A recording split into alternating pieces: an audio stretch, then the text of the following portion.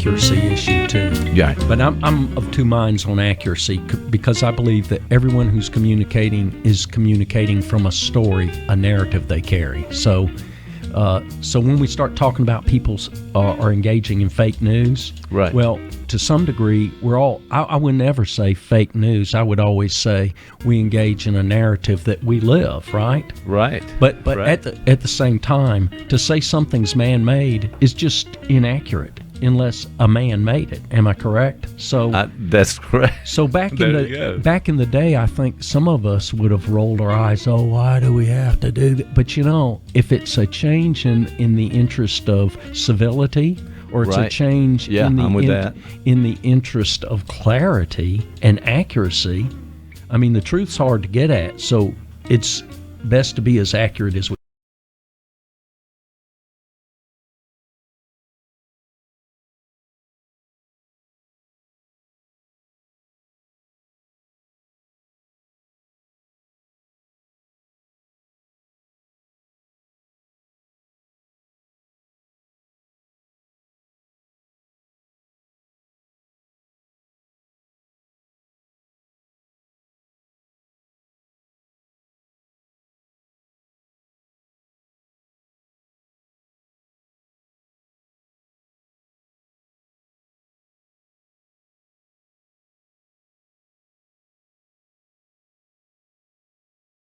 can, right? I think so, and be respectful of people too. I mean, take the time not to just live in your own world and you start calling things and people the way you want to, but consider the other person. Why not? I mean, doesn't that make for a little better life situation? Well, I think it improves our planet a little bit, maybe, in the way we interact with people.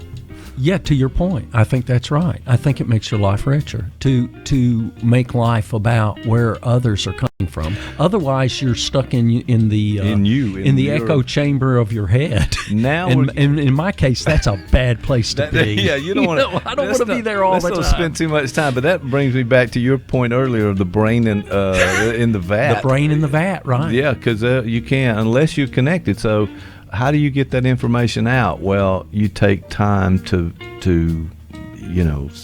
consider the other person and what you want in a relationship. If you want to talk about a topic that I really don't want to go there, I'm still going to give you your time on the platform, right? I mean, that's what I want to do, because I feel like that you may get the chance to give me time in the reverse situation.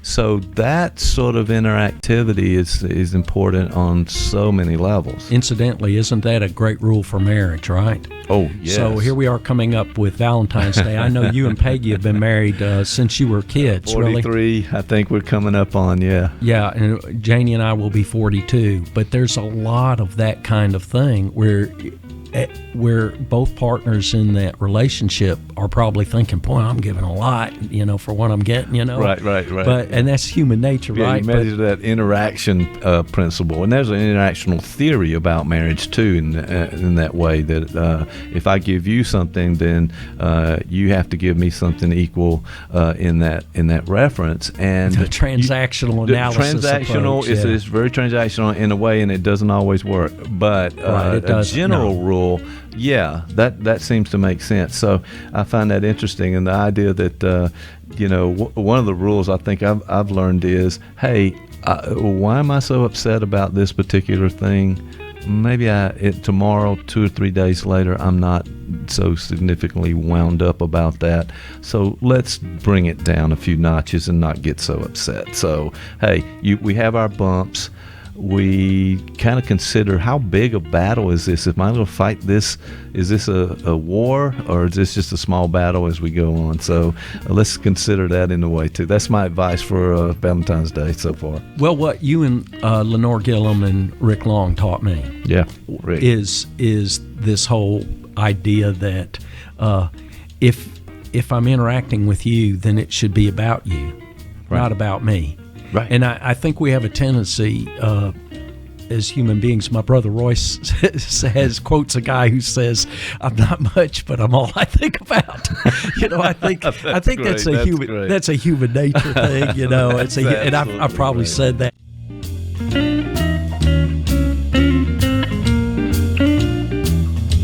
But the idea that you can connect to a person and it raises everything to another level, and if you can find it. So it's team, it's building a team. I talk about that a lot, but you got to have the right team to make anything happen. But if you can look across the room and somebody gets what you're about to say or knows where you're going, it sounds really mystical. Level. I'm not really sure. I think Pinker would say, well, you have these shared experiences and you've developed a almost nonverbal communication style. I think that's what Pinker and some of the neuroscientists would say. Well, I don't know if I buy that. Well, let's take a minute here now. Here's what I'm pulling out today. We're on the web right now, and this is a little article that shows. There's the man. There's the man himself. You mentioned Pinker, so we brought him in for you today. So can we get him on the screen? I would love to have him come in. He looks like a young rock star there. He is awesome. Pinker, the ultra scientist. All right, you giving him some props there, but listen, he wrote this article about the single reason why people can't write. I wanted to take a look at that. So let's take a look here. He says for Pinker, the root cause of so much bad writing is what he calls the curse of knowledge. He defines this as a difficulty in imagining what it's like for someone else not to know something that you know. The curse of knowledge is the single best explanation I know of why good people write bad prose. So I'm not sure I completely understand what he's saying there, but I took it to mean that you have so much information available to you now. You and I talked about this whole deluge of information and data coming at us. That incapacitates one in a way, because where do I start and what do I leave out? What do I put in? And I'm not sure if that's the reason he's talking about, but that's my interpretation. What do you think? It's a tsunami of information. So here comes the tsunami. Oh, look, there's a desk floating in it. Huh? What? And then you lose your focus, right? So maybe that's what he's talking about. I don't know. But that's what it's like for me. I'm like, oh, I'm online, and oh, look at that guitar. Oh, look, there's a new ab workout. Oh, how did they learn that? What's dance skins? I've never heard of it. Well, that's right, and that's the whole internet hole the rabbit hole and the rabbit trails that you go into the internet. It's like anything. And by the way, let me just say something about these algorithms that pop up all of this information because you clicked on a single item. Right. And in a way, that sets up that tsunami. It may be a small tsunami in a way, but it all of a sudden the ads, the other information, here, you might like this, and that takes you off your task. I'm gone at that point. Now I have to work to say, what was I doing? Oh yeah, I want to go back. I have to do the self-talk to get myself back to that moment. Harari says you have no free will, that the algorithms and AI have taken away your free will. We think we have free will and we're making choice, but really all those choices are made for us.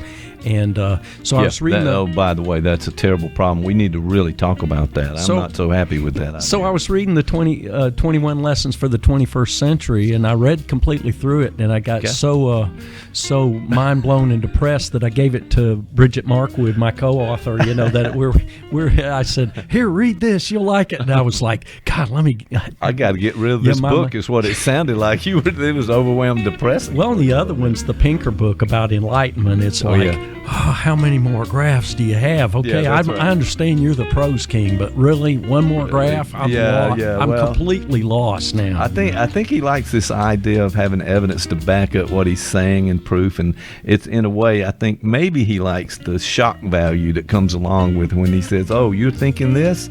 No, think about it in this way.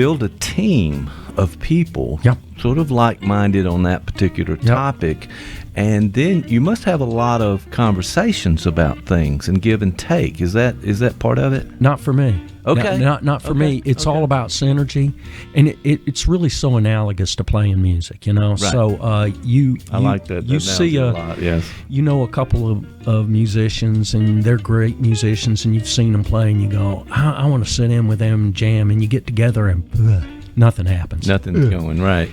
And then you happen to be in a guitar. I've had this experience where I'll be in a guitar store, and there'll be somebody playing, and we'll look at each other, and we just start to improvise, and I go, man, that really sounds good. Hey, it's just a human. What's a human connection? It's all about connection, really, isn't it? It really is. I was listening to an interview with Paul McCartney just the other day. It's probably happened a year ago or something, but he was talking about the song "Oobla Dee Oobla Da." Right. And he got that from a Jamaican friend that he was talking that he used to say all these cool things, and Paul says, took that and made that into a song. But the point was that the three of them were in the studio with that song, hitting it, and he was not satisfied. John, who he said was typically late, comes into the studio and he says, "What you guys working on?" He got all, and they said, "Oh, the oobla dee. Oh yeah, I've got this." He sits down at the piano and he starts, with the piano back and forth. John did. And that's exactly what I'm talking about. And the three of them just glommed on with him, and it was a band, and it's called the Beatles. So yeah, that's how that worked. That was a great little interview. I would have sworn that was McCartney on the piano. Right. You know, when the Beatles broke up, the same thing would happen. You'd hear a Lennon cut on his solo album, right, and he'd be doing McCartney, and then there's a McCartney song, "Let Me Roll It." Yeah. You would swear on his solo album, one of his first solo albums, you would swear that was Lennon. And I think it was the same thing. They were a hive mind, and even when they effected their divorce, I think it was hard for those guys. I think it was really, they struggled with how to be individuals, you know. Well, yeah, and it was at that type of level that most of us will never be there when they were the world famous, etc. But yeah, the ability to key off of each other, and maybe you're not having it that particular day, you're not bringing it, but the other person brings it in, and then you're up too, and you're all on the same level, kind of rocking. Well, I think that writing, if it's like that, which I like your analogy, then maybe we should take some lessons on how people communicate with music. Now, sometimes that's a feeling, isn't it? It's just okay. That's a groove that you get into. It's falling in love, bro. I mean, you can be on a date with the greatest girl in the world, but if it's not, if the synergy isn't there, it ain't happening. All of us have had that experience, and it's a human connection kind of thing. Okay. So how do you account for those things? No, you can't. You can't account for that. I was just thinking, being with the great date that didn't work out, kind of thing, because it's Valentine's Day and tomorrow, as a matter of fact, as we think about it, and a lot of love there. But you kind of go back. You kind of go into this human connection, and maybe there's some love, maybe there's a deeper connection with people who can get to that level and then kind of take it from there and make something incredible happen. I've had those experiences professionally where when I was in school administration, I would have experiences where you could, after you had a certain amount of experience, you could sense when things were going south. But what was really really great when you worked with folks with whom you had a synergy, to where all you had to do was look across the room and almost read each other's thoughts. There you go. But now it's not everybody. No, and that not can't everybody happen. I've worked with. I don't think it happens. I think that's kind of rare these days. It's a wish that it would be more common. Yeah. But I don't know. Maybe people are too insulated. Maybe they're just they're in their world and they don't have that door open for the other person. However that might work out.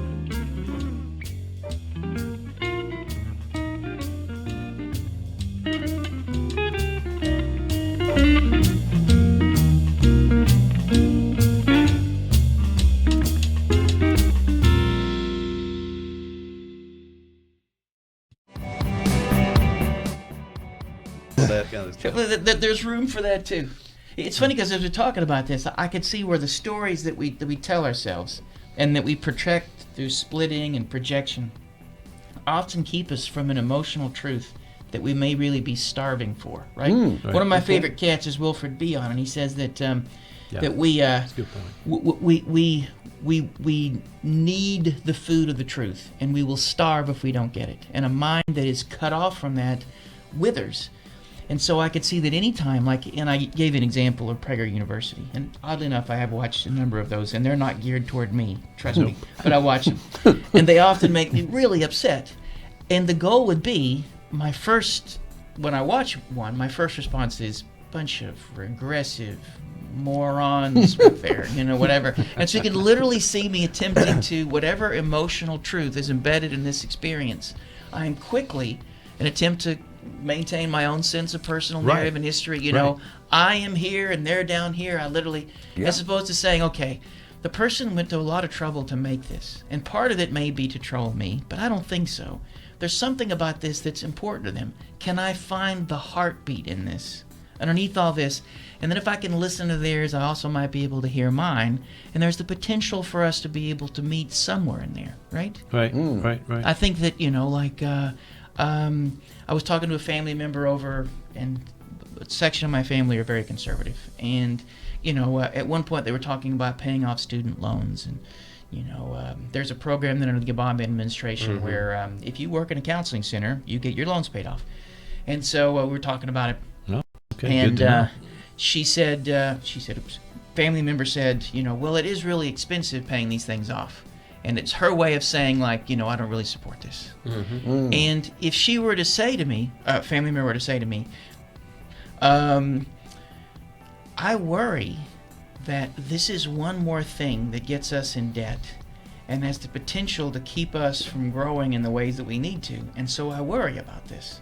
We could have that conversation. Yes. Right? Right. Mm-hmm. And if I could hear in that, as opposed to, because I think if I caught her, family member, in the wrong moment, she might say, well, this is another one of those progressive socialist things where you don't want people to take responsibility for the decisions they made, and you're turning the whole generation into infants. Right, we're going down the tubes now. And at that point, I'm like, I can't hear her. But if I could hear the heartbeat in it, and then I could hear mine, I could say, wait a minute, okay, there's some place we could meet here to be able to deal with this. But yeah, I think so. But for me, it's that ability to see that, react to it, and then, as you talked about many times, is to lean into it and see what is in that kernel in there that I can find to connect with and so forth. I don't think that's happening that much. No. I want to just say, Jeff, what do you think? I totally agree with you. We don't want to find that kernel in there because we still want to protect that story or myth or it's narrative. Reactive. It's automatic in a way that you have just to somehow out of hand. Right. Yeah. Right. Well, but there is something at stake. If we lose the stories that we have about ourselves in the world, there is a price. There's the potential for chaos. If you look at old learning theory, there's accommodation and assimilation. And assimilation is taking a bit of information and you literally just build it into the narrative you have. Yes. Right? Yep. But accommodation, and this is what Bion would say, that's the arrival of truth, requires you to have to rethink the way you think about yourself and the world. Oh, boy. And just from an evolutionary biological perspective, if every time we woke up we were constantly having to accommodate, our ancestors, we'd have been eaten a long time ago. we would not have made it. No. We would be gated off the plains. But so there is something important and necessary to be as assimilative as possible, and continually so.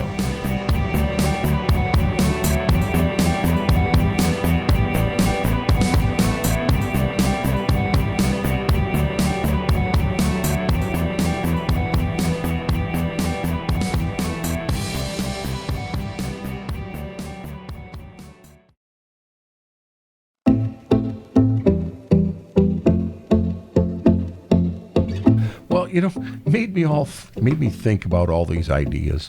Sure. That maybe it's too much for people, and maybe that's what they're saying. Yeah. You know, I don't have time to pay attention to social media that right. my kids are watching. I don't have time to look at healthcare costs. I don't have time to look in to see if what people are telling me is true. Right. I don't have time. You know, it's almost like I just have to sit back and just take it, let it happen. Because I'm overwhelmed. That's a really important point. That look, the average guy out there, and woman and family, really, in a sense, is living their lives day to day. They're not paying attention to all this stuff that's in the news. They're not reading. You said that earlier. You know that. Okay. And something about a bell-shaped curve you mentioned. I was going to bring that up. Oh yeah. Okay. There you go. How many people? 84% are average or below. Okay. And all we can't ever forget that. I don't know. Nobody wants to hear that. I hear people clicking off the video right now. And again, they're overwhelmed. But they're overwhelmed, and so they don't have the time. Their day-to-day life is to make a living, deal with the kids, just try to get by, get through, repeat the next day. And it's a shame. It's a shame because I think really the information now is much more available. The internet is there. Okay. You can take a part of your day and read a book or listen to an NPR program like you do, and other kind of things that happen, and become more informed. I can't see us surviving very long without being informed. I don't know how this is going to go. And I don't disagree with you. I teach a class called Information Literacy. Okay. And in that, I like it. And in that course, one of the textbooks I've used a few times is called Information Anxiety, having to do with information overload. We have so many inputs, we have so many feeds, we have so much coming in, and we can't even look at it. It's like, think back when you used to have magazine subscriptions. Magazines, I've heard of those. Remember those kind of glossy things? But they used to come to your house. And, you know, you'd start out and you were cool. You'd have hot rodding and gardening and cooking, and you'd read them. And then after a while, they just start piling up. And you say, you know, when I get a chance, I'm going to read that. And you pile them up. And when I get a chance, and that chance doesn't come. Well, and that was just using magazines. Right. Now we have the instant feeds. Right. You know, and you and I were talking as we got prepared for the show today of, you know, what sources do we use? Well, I look at the New York Times every day. And I read the Grand Rapids Press every day. Okay. And I look at the Columbus Ledger Inquirer in the print edition every day. Oh. And I listen to NPR every day, like all day long.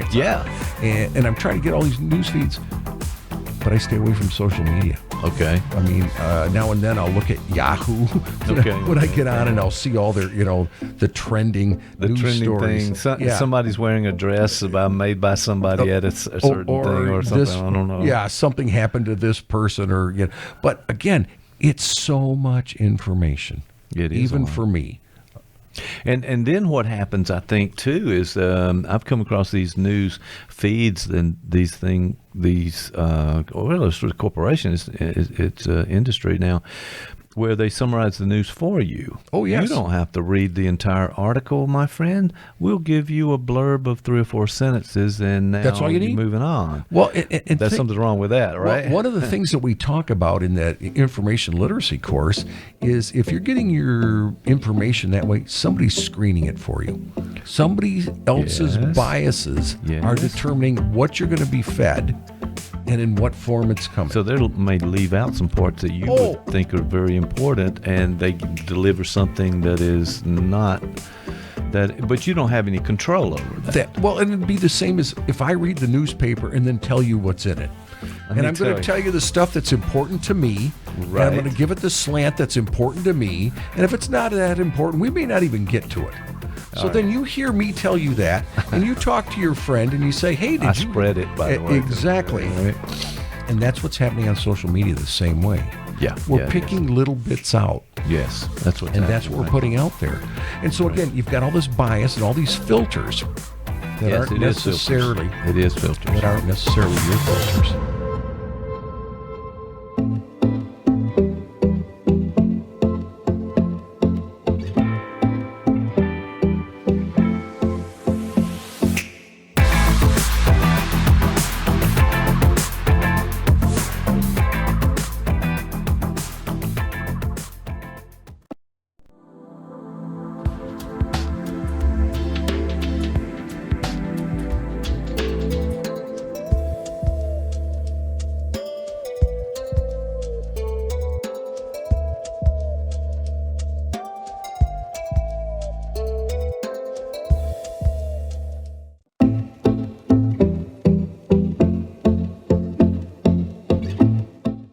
some information from NPR. We're going to take a look at it. You bring yours, I bring mine, that kind of thing. So here's one of the first ones I looked at on NPR, and it was really just a couple of days ago. There's been a couple movies about Mr. Rogers. Sure. But here it was on NPR, and I'm going to scroll down just a little bit here. And it's The Man Behind Mr. Rogers, Away from the Neighborhood of Make-Believe. And this was by Kathy Newman. And there are some great photographs in here. But people wanted to know, take a look at this one, that what was he like behind the scenes, off camera and so forth. And it turns out that he was exactly the same. He was Mr. Rogers. He was Mr. Rogers. And I got to say, and again, I'm scrolling through this pretty fast, but let me just say this, that this person has made a big impact on my life, but on a lot of others and kids and so forth. And I'm glad Kathy Newman put this particular article together. And she was a photographer, and you just saw some of the photography there. Wonderful work.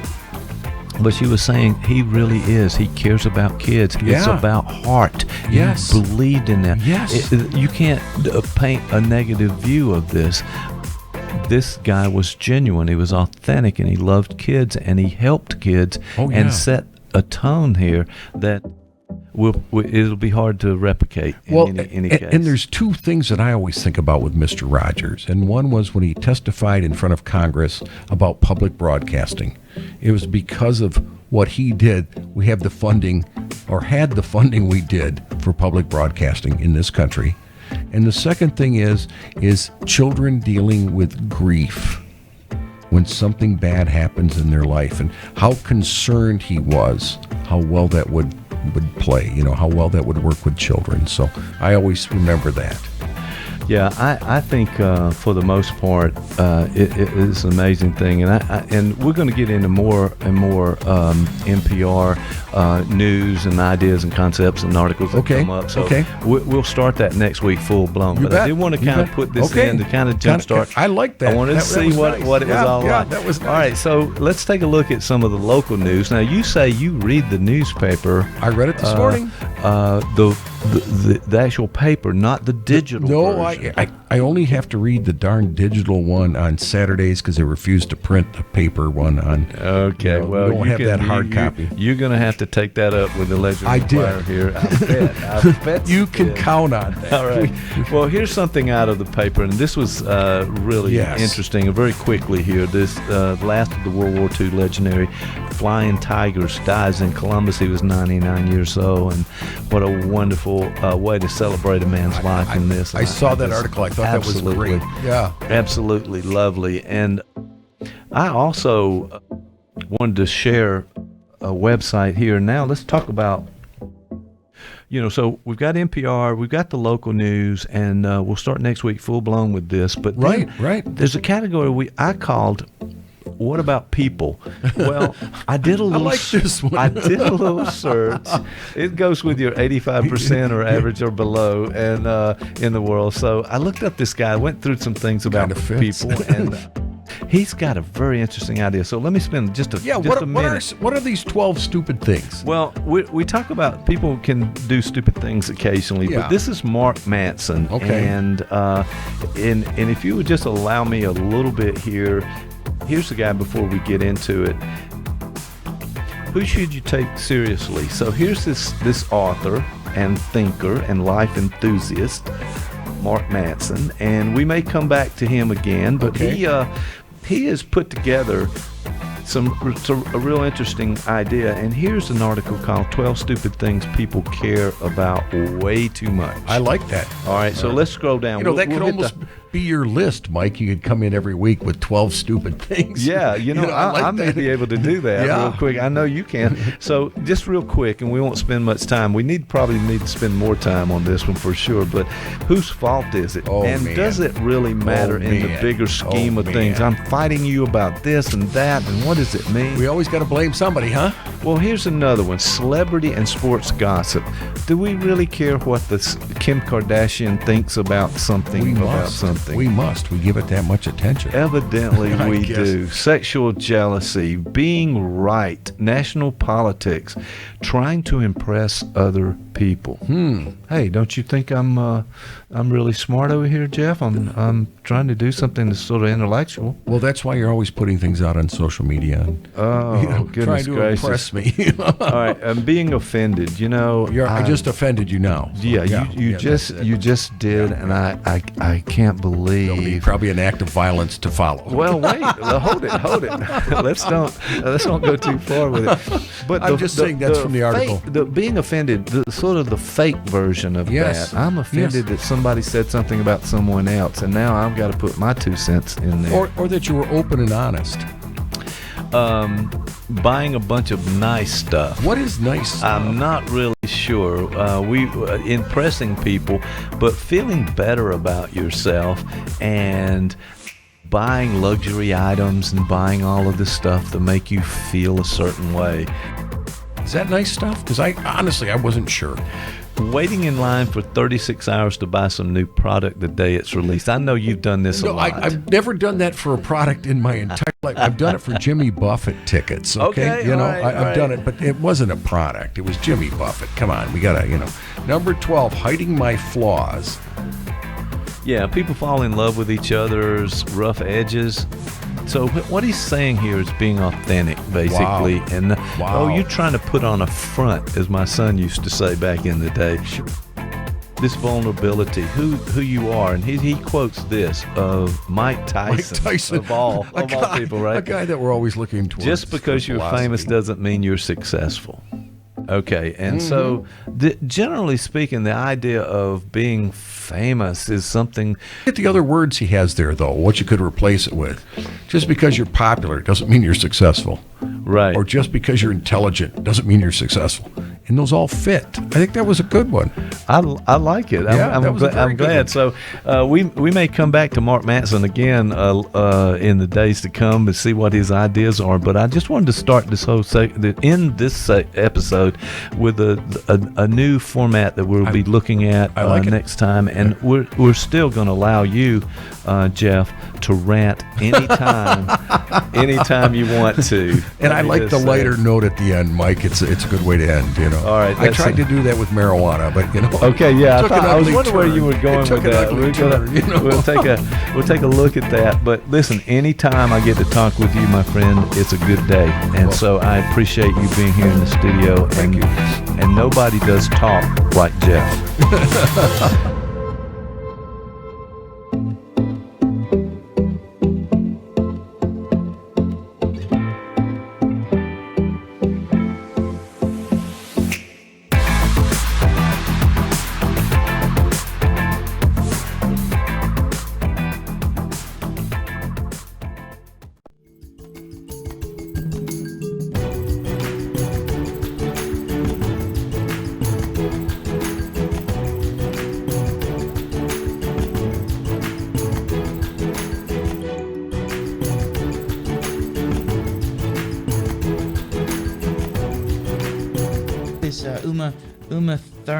Uma Thurman. She's doing that. She's the little girl with the climate change.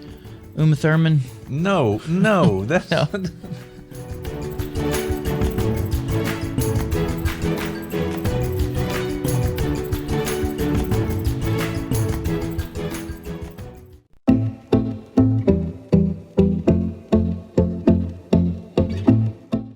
some information from NPR. We're going to take a look at it. You bring yours, I bring mine, that kind of thing. Things that I always think about with Mr. Rogers, and one was when he testified in front of Congress about public broadcasting.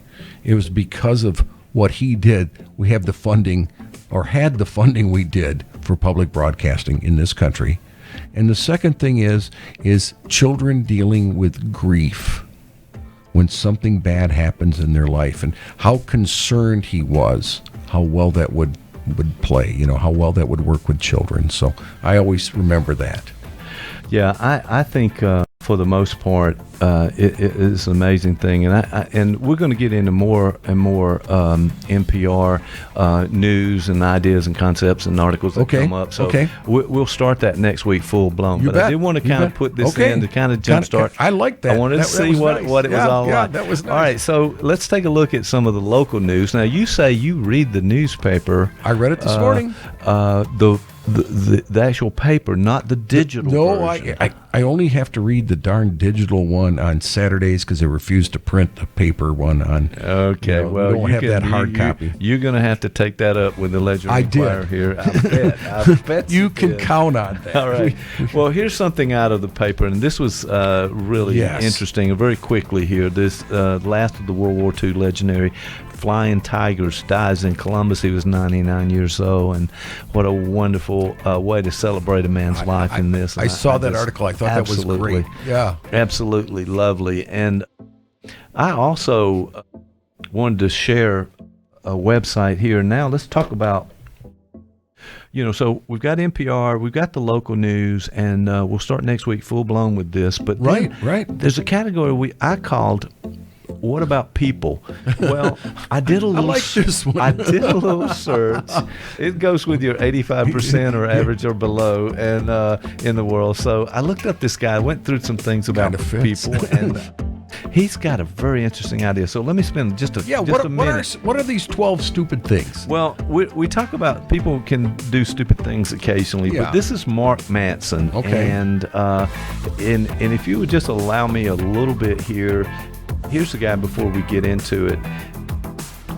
Who should you take seriously? So here's this author and thinker and life enthusiast, Mark Manson, and we may come back to him again, but he has put together a real interesting idea, and here's an article called 12 Stupid Things People Care About Way Too Much. I like that. All right, so let's scroll down. That could almost be your list, Mike. You could come in every week with 12 stupid things. Yeah, I may be able to do that real quick. I know you can. So just real quick, and we won't spend much time. We probably need to spend more time on this one for sure, but whose fault is it? Does it really matter in the bigger scheme of things? I'm fighting you about this and that, and what does it mean? We always got to blame somebody, huh? Well, here's another one. Celebrity and sports gossip. Do we really care what Kim Kardashian thinks about something? We must. We give it that much attention. Evidently, we do. Sexual jealousy, being right, national politics, trying to impress other people. Hey, don't you think I'm really smart over here, Jeff? I'm trying to do something that's sort of intellectual. Well, that's why you're always putting things out on social media. Goodness gracious! Impress me. All right, I'm being offended. I just offended you now. So you just did, and I can't believe. Probably an act of violence to follow. Well, wait, hold it. Let's don't go too far with it. But I'm just saying that's from the article. Being offended, sort of the fake version of that. I'm offended that somebody said something about someone else, and now I've got to put my 2 cents in there. Or that you were open and honest. Waiting in line for 36 hours to buy some new product the day it's released. I know you've done this a lot. I've never done that for a product in my entire life. I've done it for Jimmy Buffett tickets. Okay, I've done it, but it wasn't a product. It was Jimmy Buffett. Come on, we gotta, Number 12, hiding my flaws. Yeah, people fall in love with each other's rough edges. So what he's saying here is being authentic, basically. Wow. And you're trying to put on a front, as my son used to say back in the day. This vulnerability, who you are, and he quotes this of Mike Tyson of all people, right? A guy that we're always looking towards. Just because you're famous doesn't mean you're successful. Okay, and so generally speaking, the idea of being famous is something. Get the other words he has there, though, what you could replace it with. Just because you're popular doesn't mean you're successful. Right. Or just because you're intelligent doesn't mean you're successful. And those all fit. I think that was a good one. I like it. I'm glad. So We may come back to Mark Manson again in the days to come and see what his ideas are. But I just wanted to start this whole episode with a new format that we'll be looking at next time, and we're still going to allow you, Jeff, to rant anytime you want to. And I like the lighter note at the end, Mike. It's a good way to end. All right. I tried to do that with marijuana, but Okay, yeah. I was wondering where you were going with that. We'll take a look at that. But listen, anytime I get to talk with you, my friend, it's a good day. And so I appreciate you being here in the studio. Thank you. And nobody does talk like Jeff.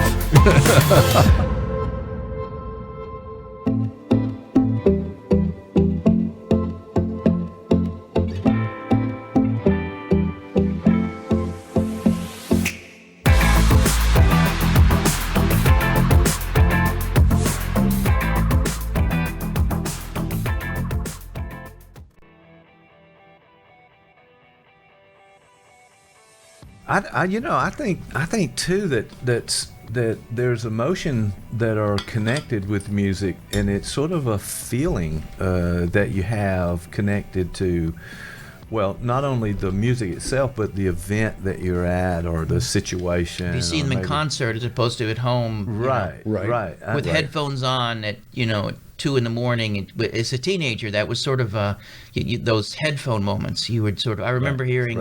There's a band called the Jesus and Mary Chain, and their music sounds. Jeff, did you just say yes? You have that collection? No, I don't have that collection, right, but I remember them. I remember them. Yes. All right. And it sounds a little like if you cross the Beach Boys with a chainsaw. Oh, okay. So that happens. So there's these sort of like there are these sort of Beach Boy-esque, Beatle-esque melodies buried under just layers of feedback. It's like it's like it's and so there's a song they have called "You'll Never Understand Me." And I remember as a teenager listening to that. You're right. No one's ever going to understand me. That's right. And that was the point, man. It was like, and I saw them. I've seen them in concert a couple of times. And first time I saw them at in Knoxville, Tennessee in 1990. Okay. And I guess I was. There's a memory right there for you. All right. I guess I was 19 when I saw them, maybe 20. And so they come into the Knoxville Theater, and the opening band was Nine Inch Nails. And so it was already a little raucous because the lead singer, Trent Reznor of Nine Inch Nails, grabbed the guitarist by the hair and started dragging him around the stage. And I was like, we are not in Kansas anymore. We're out there now. But when the Jesus and Mary Chain came on, first off, before they came on, the whole venue filled with smoke. I'm like, what is this? And suddenly I noticed that they were turning all the lights like toward us. And so when they came on, well, first off, before they came on, you were blinded. You couldn't see, right? Well, that was about to happen. They played a video of a song that I'd never heard from them, and they played. I was like, why are they playing a video before they come on? And then the song goes off, smoke rolls in, and suddenly the lights start going in your eyes, so you can't see. You're being disoriented, and the band is just a wall of feedback. You can't tell when the next song begins or ends, and they don't speak. The lead singer sort of just draped over the and he's and it's just whatever, and they only played for like 30 minutes. Right. And at one point I sort of just turn around and see what everybody's doing, and everybody's got their mouths open. They're going, my God, what is this? And some people are scared. Happening. And then suddenly it stops, and somehow the smoke is gone and they disappeared, and we all just sort of filed numbly out of the theater. That was it. What was Concert that? over. And then I remember, my girlfriend at the time, and she was like, "Oh God, it was horrible. What was that?" And I thought to myself, that is the greatest thing I've ever seen. That was literally. It was like, wow. That was. Yeah. That was perfect. That's yes. Okay. And you knew she wasn't for you. And she wasn't. Yeah. That didn't last long, did it? Because my wife actually has seen them twice with me, and she's a Jesus and Mary Chain fan. So that is a there is a point there. There's a compatibility factor. Though I will say they seem to have learned how to play instruments in the time in time. Yes. Or maybe because they're even though the feedback is still there is they move the guitars away from from the speakers. There was. And when I say feedback, I mean ear piercing, not I mean like this shrill, like a dentist drill.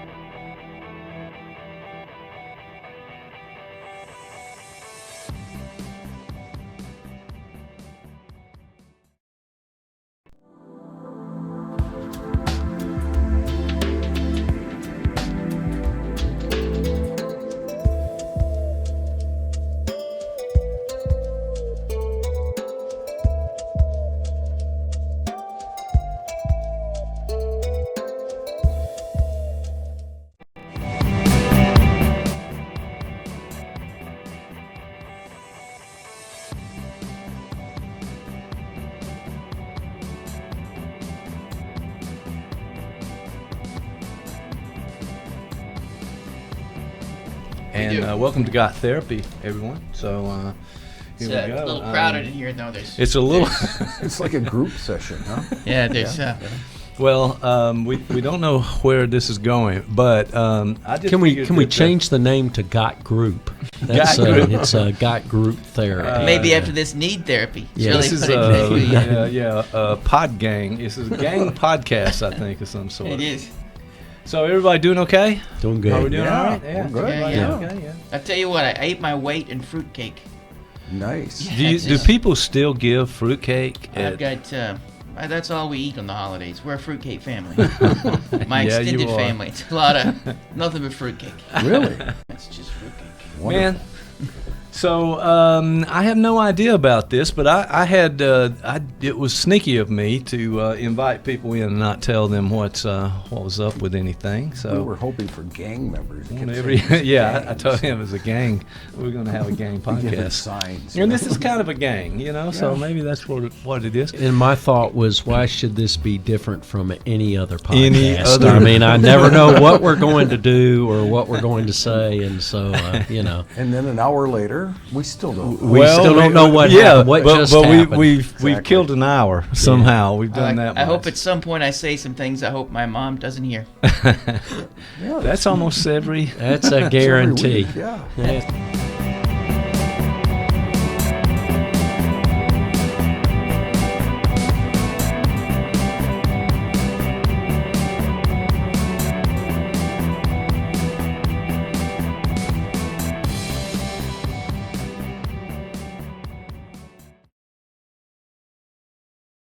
You have a story to tell. Columbus Podcasting can tell your story with a world-class video podcast of professional quality. Viewers and listeners can access podcasts anywhere, anytime.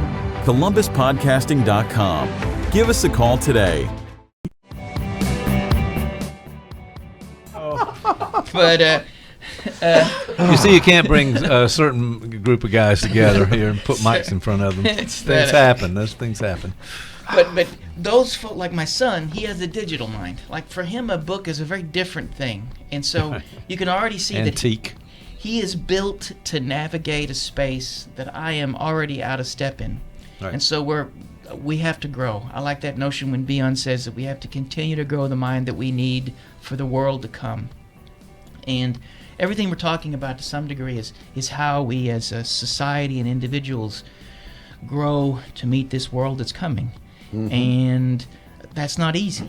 If there was a takeaway from this, what is it? There's one of my favorite lyrics from, or maybe it's from the album liner note for one of my favorite hardcore punk bands, Husker Du. Anybody a Husker Du fan here? Bob Mould, Grant Hart, any of those guys? Okay. No. Well, it said, revolution should begin at home, preferably in front of the bathroom mirror. And so maybe the goal is, as individuals, we have to be Right. able to find a way to own and navigate and attempt to understand our own emotional reactions. So maybe there is a personal need, and then as a group, to be able to do something better with the things that we feel.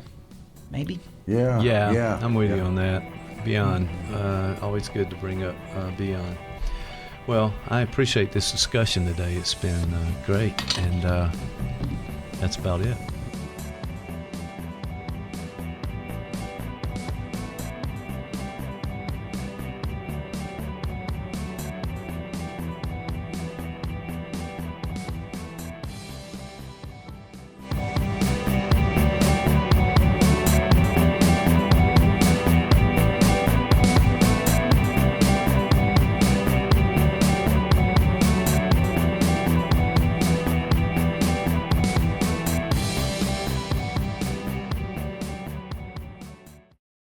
You have a story to tell. Columbus Podcasting can tell your story with a world-class video podcast of professional quality. Viewers and listeners can access podcasts anywhere, anytime. ColumbusPodcasting.com. Give us a call today. I mean, for me, the whole idea of spiritual quest is to work on my own judgment. I mean, I'm like anybody, you know. I have my own perspective. I was raised in a pretty conservative Catholic household, that kind of thing, and you know, a lot of times I have to ask, who is making this judgment? Is it really me? Is it me, my eternal self, or is it just a myth that's created for me? Which you wonder, because that would be, the myth that you were raised with. Yeah. That this is how it should be. That's right. And you don't know anything else. Right. Right. So, yeah. Yeah, but people can seem to get really upset when they think it violates one of their beliefs at some level, and they see that as offensive, and that they need to kind of strike back in some camps. That's what happens. So, and if you've got 1 million moms or 1,237, then everybody's got to shoot an email out there and stop this stuff. But then, if I remember the story, they reversed the decision. Right. What do you think that was about? I'm not really sure. If you're going to say, okay, you persuaded us, what happens in the meantime to that? Is that money? Is that just greed, or what? Well, I don't know. There was so much backlash when they pulled those, and once people heard why they pulled those, that they had to reverse that. Well, see, it goes to the heart of another American belief, which is the belief in freedom of speech. So you're saying, okay, we're going to pull this because somebody else says we should pull it. That's but right. Now, then you have a whole different political point of view that says, well, hold on. I've seen that even in the university environment where there should be absolute freedom of speech, yes, but only certain kinds of speech. Right. And then other kinds of speech are, that's right. So that shouldn't be so free. So that shouldn't be so free. And it sort of goes like to the old Orwellian, concept of all animals are equal, but some are more equal. Than others, yes. And everybody engages in that kind of hypocrisy to some degree. So it's on a continuum. But when it comes down to those questions, I keep going back to, if we really believe in an enlightenment point of view, then an enlightened point of view comes from throwing everything on the table and hashing through it, and then deciding where you as an individual are, and then where you as a group are ultimately going to go. Mm-hmm. That's true democracy, but it sort of goes back to the old expression. It's like making sausage. It's it's good when it's done, but the making of it isn't all that great. It's not a pretty process. Right. In some ways, because if you think about what you're saying, so the opposite of a borderline state, which is splitting, when you talk about this need for drama, all good and all bad. Mm-hmm. Jeff, they're using those psychology terms again. I just want to make sure that you're. I'm taking notes. All right, there you go. Though I can't, because he's got my pad. Yeah, I don't really know what they mean, but I use them because they sound smart. Well, the opposite of that is some, and the fancy term for that is the depressive position, and it's being able to see shades of gray. It's a form of integration. And so you can see how splitting works on this very article, and it's split to the left and the right. Okay. Mm-hmm. We have the 1 million moms saying this is perverse, this is, whatever, and that is hurtful. That's not helpful, that's not loving. No. But we also, and I say this as a left-leaning uber commie, that Salon also engaged in some splitting, because if you read the article, and I don't want to sound too critical, but you could hear a whiff of elitism in the article. Mm-hmm. Those dumb bunnies who watch Hallmark movies. Yeah. They're and I don't think that's helpful either. No, I don't think it's helpful. I don't think. I do think there's there's people in the boardroom that are saying, how much is this costing us? Or how much controversy can we get out there and sell more magazines? Their brand would be really in trouble.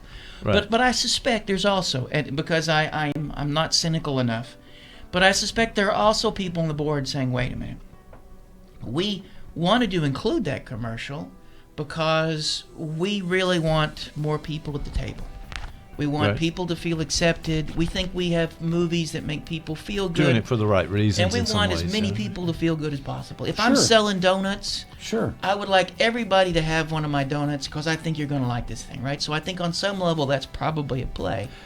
But if we were to come at this from bringing it back into the therapy room, consulting room, the opposite of borderline state is that integration.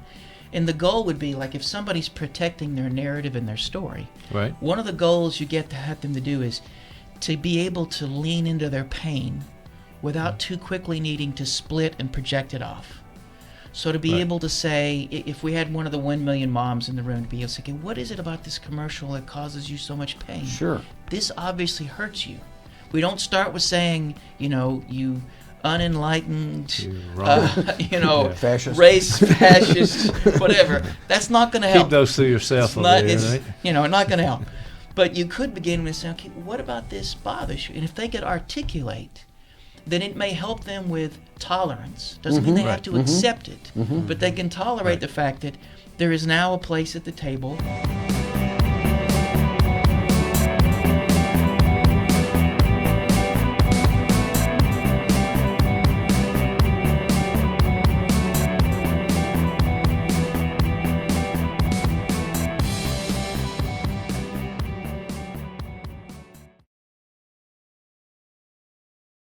You have a story to tell. Columbus Podcasting can tell your story with a world-class video podcast of professional quality. Viewers and listeners can access podcasts anywhere, anytime. ColumbusPodcasting.com. Give us a call today.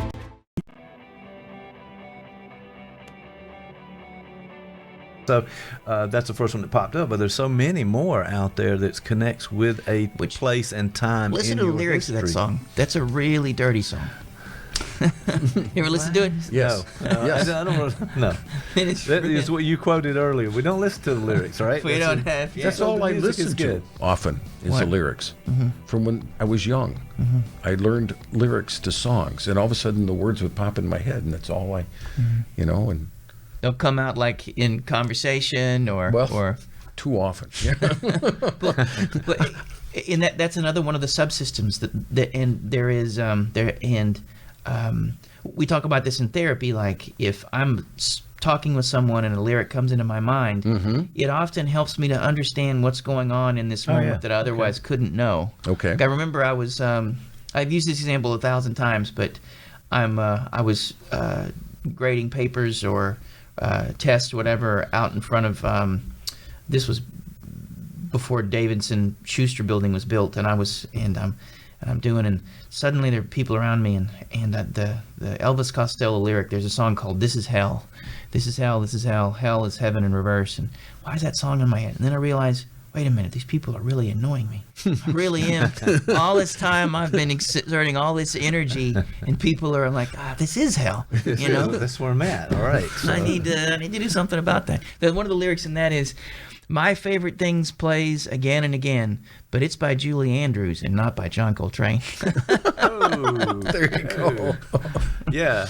You may not be able to control some of those lyrics that pop in your head. That kind of things. Well, man, this has been cool today to talk about music and hear your own experiences, and we get to share some things about it.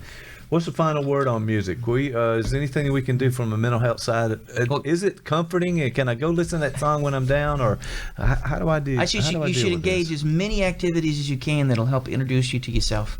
That'll help you to integrate parts of yourself that can generate that complexity we talk about. You don't have to think about it intellectually.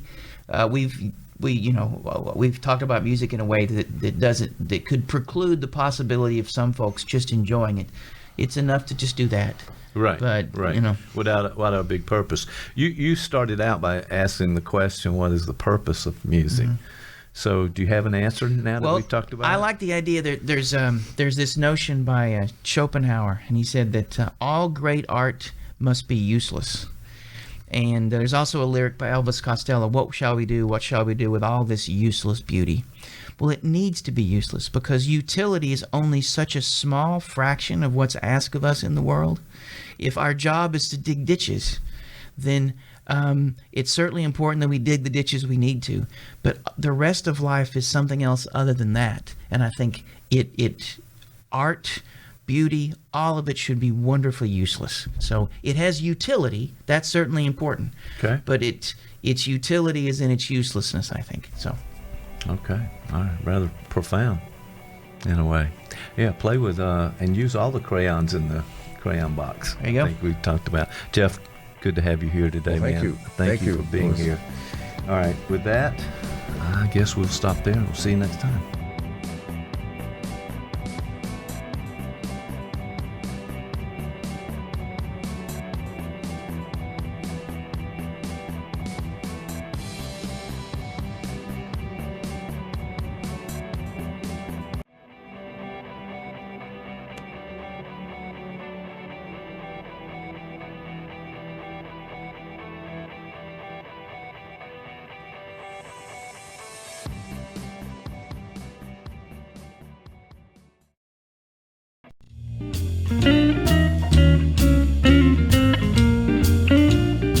And today it was about writing. So let me ask you, as we wrap up today, this idea of, and you told me that you are now writing a book. I have a plan to write a book. I'm working on a couple things. With a co-author, but also something on your own, I think. Yeah, I've got a couple things I'm working on, yeah. All right, so let me just ask, what's your process for sitting down, and we used the analogy earlier of the Chevy Chase with the word "the," and he never could get past that. What's your approach to it when you say, okay, I feel passionate about this topic, or this is the idea, I want to write about it? Where do you start with that? For me, it's only two things. It's really a simple process, so it's not even a process. First, if I don't set a regular writing time, it doesn't happen. Yes. And it's great. Ideal to, if it's a priority, then it's got to be when it's a high energy time. So whatever works for you. When I was a younger writer, it was the middle of the night with a 6-pack of beer. Right. These days, it's like 5 in the morning, and when I've still got anything left, any kind of energy left. That's the first thing. And the second thing, and it too many these, too many ands, too much ketchup stretcher in your in your something I learned. I've had many incarnations, I think, as a writer and a wannabe writer. I was the creative writer. I was an English major and all that, and then I became wrote in administratories, and then I've done all kinds of different things. So we were talking about style guides. I've had all kinds of different style guides, but one of the things I learned in a creative writing course as an undergrad is write down all that stuff, put it aside, then come back with a pencil and cross out about half of it. Right. So that first impulse is to get it out there, but you need to come back to it later and make bro, you're just jamming. It's not really a solo. You take the jam and you craft it into a solo that'll fit in music analogy. It'll fit into a 3-minute deal that you could put on radio. There's only so many people that want to go see a jam band, right? Right. And sometimes the jam's happening, sometimes it's not. Sometimes stream of consciousness is good, sometimes it's not. So that long guitar solo that the guitar thinks it's the best thing ever. Not sure the audience is appreciating it in that level all the time. Yeah, well, the bass player's ready to pull the plug on a guy. He's looking at the singer saying, "Kick that plug out of the wall wart." So he'll think his amp's broken, or maybe he won't notice. He won't notice. He's in his own world.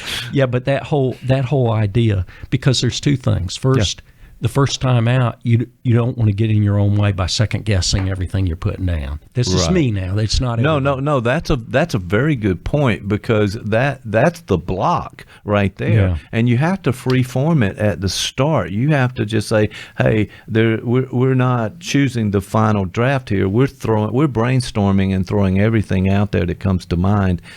Then you can go back and do something. Yeah. First, stay out of your own way and just lay something out, even if it's rotten. Right. And then second, later on when you come back to revise, be vicious and fierce. Yeah, you got to cut it. With the reader in mind. What are you trying to accomplish for the reader? If you're just jamming, you're entertaining yourself. You might as well be sitting there at midnight with a guitar and nobody hearing it, right?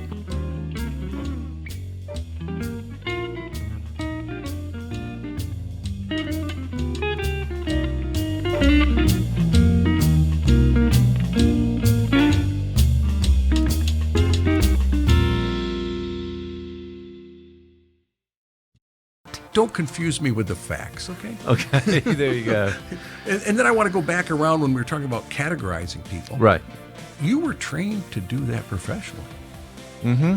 I mean, that was how you were pointing brought. me out here. And I am. I mean, that's how he's he's calling you out. He's calling you out. He's calling me out. Well, he called me out. Now he's calling you out. That's why Jeff's got to have a show. Well, he's a contrarian. Can I put him in a box? How about that? Now take that to the bank, okay? No, next thing you know, I'll have out the DSM-5. There's Jeff. There's a little picture, Yeah, well, we do have the psychopath list out there, Oh, that's right.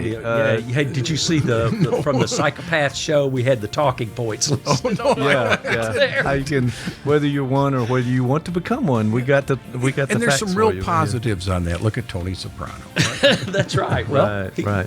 Well, you can't get away from categorization, but there are lots of problems with categories. Okay. First of all, no one falls into exactly in a category. Boundaries, people.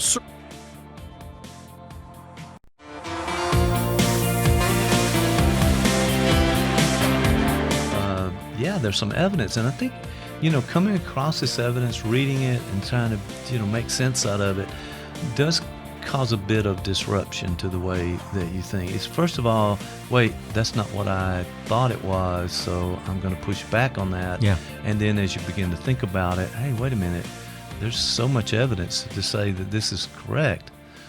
Maybe I need to change my tune on this. Well, at the same time, he takes to task what he calls the progressophobes. In other words, those who fear progress because it will create unanticipated consequences that will ultimately destroy humankind. Here's a good example: the whole idea of industrialization and how, especially in terms of carbon footprint, the whole idea that those things that have really lessened poverty, and this isn't just in a few countries, it is now globally. In fact, countries are more likely to be prosperous than to be poverty-stricken. Right. Whereas if you look back in the United States at around the turn of the century, the percentage of people who had any prosperity at all was very small. Now, globally, that percentage has increased vastly, and it continues to be increasing. However, at the same time, you have this issue with a tremendous carbon footprint, and that seems to be increasing and creating climate change and that kind of thing. And that's something that's an issue out there that really needs to be given some thought and actually some action. So, but he says that the answers there are like very similar to the answers to lack of longevity, and that those answers lie in science and technology. In other words, the Enlightenment. Yeah, which evidently started the first paper I think I read in one of the chapters. There was 1785, the topic about enlightenment in the 1700s. So, I think also there's just this this claim in the book about a pushback particularly in things like ideologies and political and even religion, that there's a idea of belonging to a group and believing the sort of the credos, the different guidelines that you should believe if you're in a particular group, and that keeps you from accepting some of the things about progress and so forth. So you may disagree with some because of the group that you're in. At the same time, I sort of read that with a little bit of amusement, and I'm always amused. I love to read Pinker. I think he's a wonderful writer, but I'm always amused at his writing because at the same time, his point, I think, is, well, if you have these dogmatic religions or quasi-religions or ideologies that prevent you from buying into the whole Enlightenment thing, then you're really working against humankind.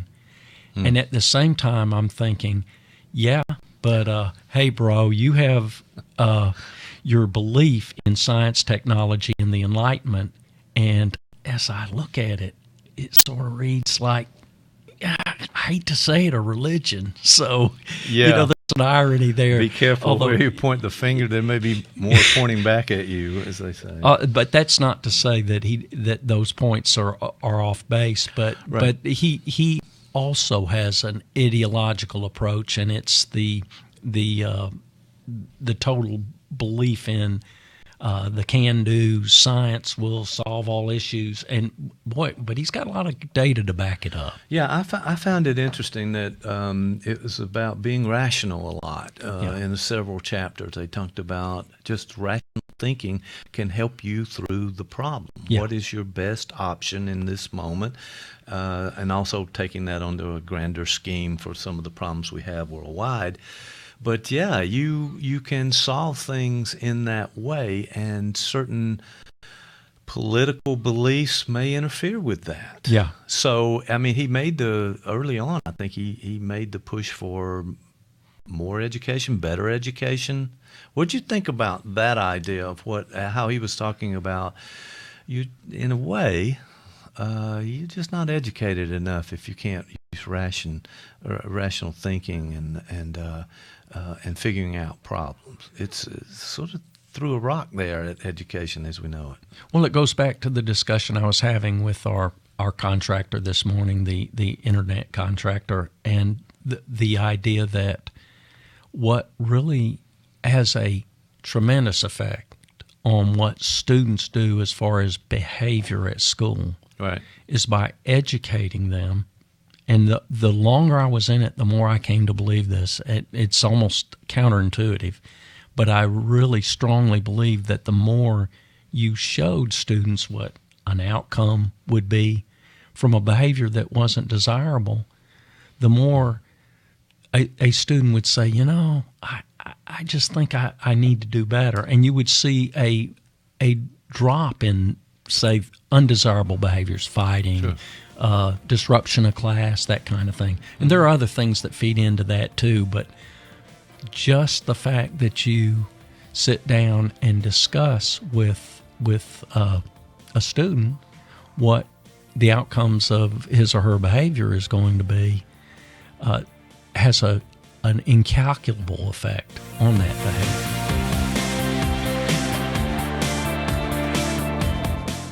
You have a story to tell. Columbus Podcasting can tell your story with a world-class video podcast of professional quality. Viewers and listeners can access podcasts anywhere, anytime. ColumbusPodcasting.com. Give us a call today.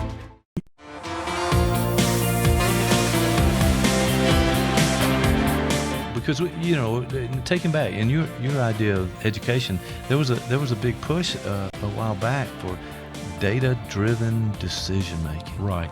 Those were the key words. Right.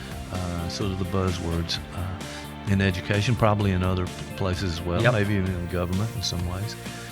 But we need that data. We need the information in order to make a decision. I think that's where it fits.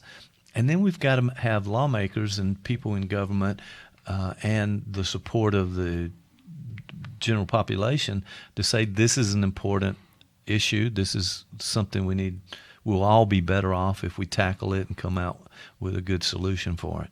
I don't think we're there with this tribalism and nationalism and other things that are going on right now. Well, here's the other thing. The solutions are hard work. Yes, they are. Teaching children is a job that requires a tremendous amount of commitment and dedication and energy. Addressing the homeless situation, it requires that same kind of commitment and tremendous amount of energy. And, I think sometimes people may be a little afraid of those kinds of commitments. At the same time, growing crops in a drought requires a tremendous amount of commitment and energy. So, we take for granted that, whoever's doing the work of farming is just going to have to suck it up and have insurance to deal with the drought and come back strong. Well, you know what?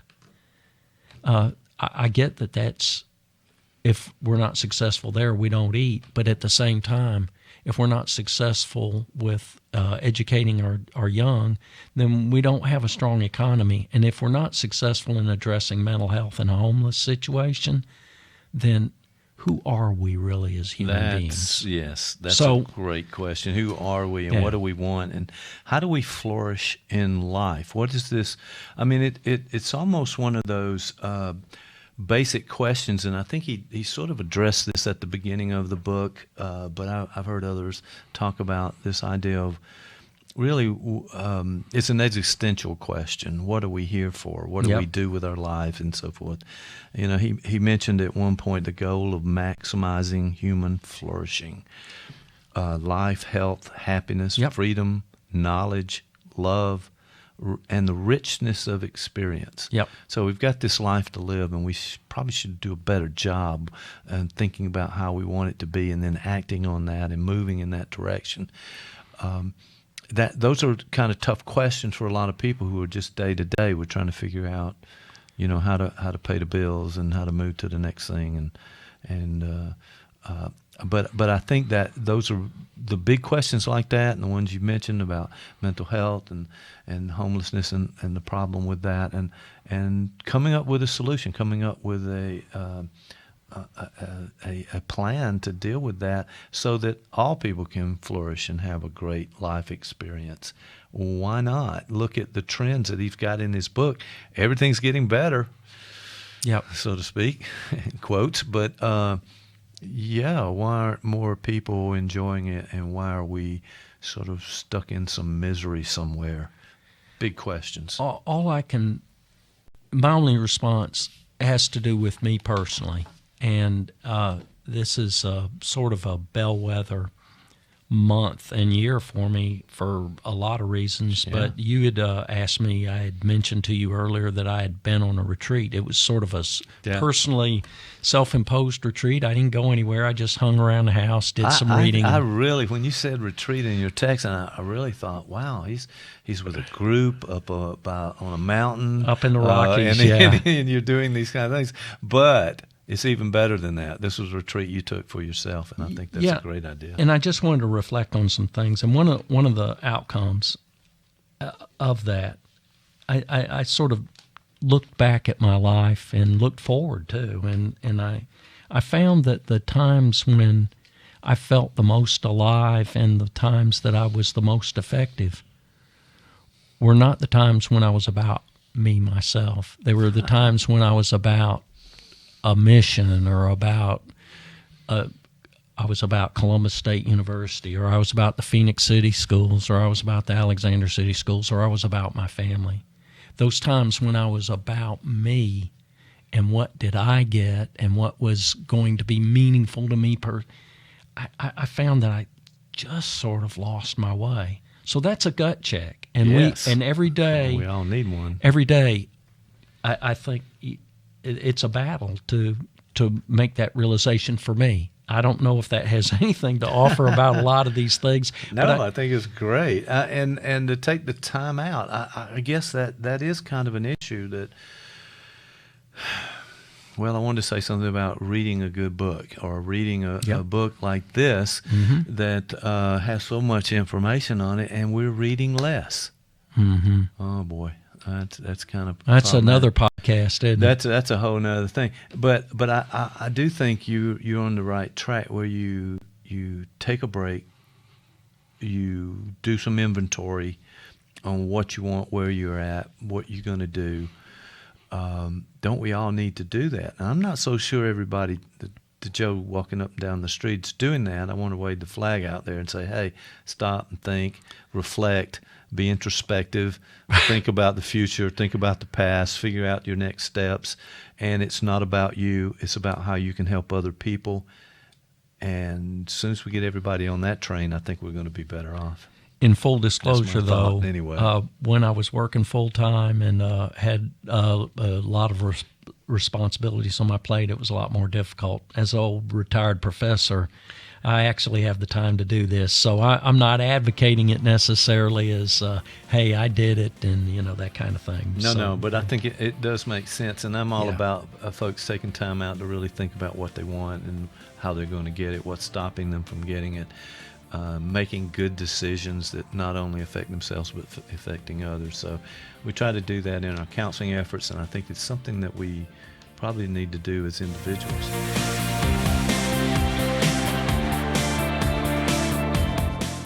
You have a story to tell. Columbus Podcasting can tell your story with a world-class video podcast of professional quality. Viewers and listeners can access podcasts anywhere, anytime. ColumbusPodcasting.com. Give us a call today. Yeah. That's the moment that he was able to see the beautiful picture amidst all the ugliness. Yeah, I thought about the idea that he sort of fell in love, right? Mm-hmm. So love sort of conquers some of this thing, the no phrase. But more love, less hate, bumper sticker. Mm-hmm. Or how about... Learn to do something with your hate so you can love a little better. All right, it's a little too long for that bumper sticker, Well, but we can shorten it. This is certainly a T-shirt, if not a bumper sticker.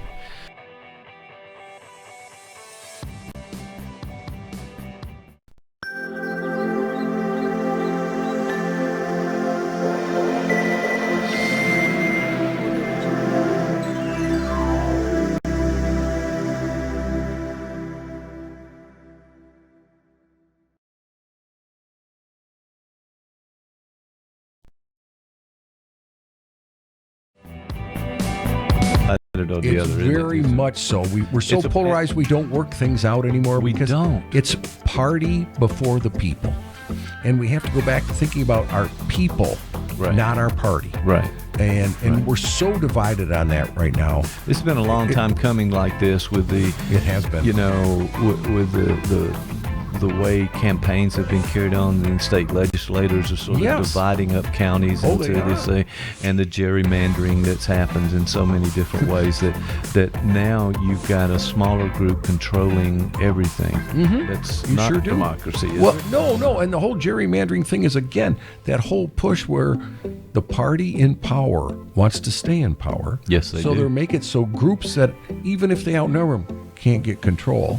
Right. And it also goes back with voter suppression. Right. And we're seeing a lot of voter suppression. We're right here especially in the state. Right here in the South, where Georgia we've done too, that, and we said everybody's got to get their gold ID, so the gold star on their ID, so they can vote. And one thing I heard the other day on a news program was that if you signed your name this time different than, and say you had an initial, you left the initial out, it doesn't they count. Throw your ballot out. Yeah, right? That kind of thing. And then also we're getting, so the talk is, because remember, this is a census year. Right. And we're seeing